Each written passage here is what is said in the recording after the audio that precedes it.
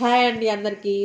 ఇదైతే నిన్నటి వీడియోకి కంటిన్యూషన్ అండి. మనం నిన్న నైటే బియ్యం అంతా క్లీన్ చేసేసుకొని నానబెట్టుకొని పక్కన పెట్టేసుకున్నాం కదా. నేనైతే ఎర్లీ మార్నింగ్ 3:30కి అలా లేచేసి ఇంకా పాయసం చేయడానికి అయితే ప్రిపేర్ చేస్తున్నాను అనమాట. సో నేను పాయసం చేసేలోపు మా హస్బెండ్ అండ్ మా అత్తయ్య కూడా లేచేశారు. ఎందుకు అంటే మాకేంటంటే మా సైడ్ ఏంటంటే గురుస్వామి అయితే మాల తీయరండి. ఇంట్లో మన దేవుడు గారి ముందు మన కన్న తల్లే మనకు మాల తీస్తారనమాట. సో అందుకని అయితే మార్నింగ్ మా అత్తయ్య అండ్ మా హస్బెండ్ కూడా లేచేశారు. మాకు డేలో అయితే కుదరదు అనమాట, పొలం పనులు ఉంటాయి కదా. మేము అందుకని ఎర్లీ మార్నింగ్ అయితే పెట్టేసుకున్నాము.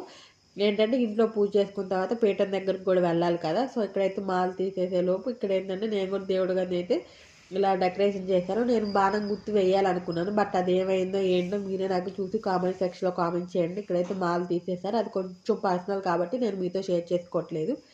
తర్వాత తీసుకొచ్చిన ప్రసాదాలు ఇంట్లో చేసినవి మొత్తం దేవుడి దగ్గర పెట్టి మా హస్బెండ్ అయితే పూజ చేసేశారు. సో ఈరోజు వీడియో అయితే ఇదేనండి. మీకు కానీ నచ్చినట్లయితే లైక్ చేయండి, షేర్ చేయండి, సబ్స్క్రైబ్ చేసుకోండి.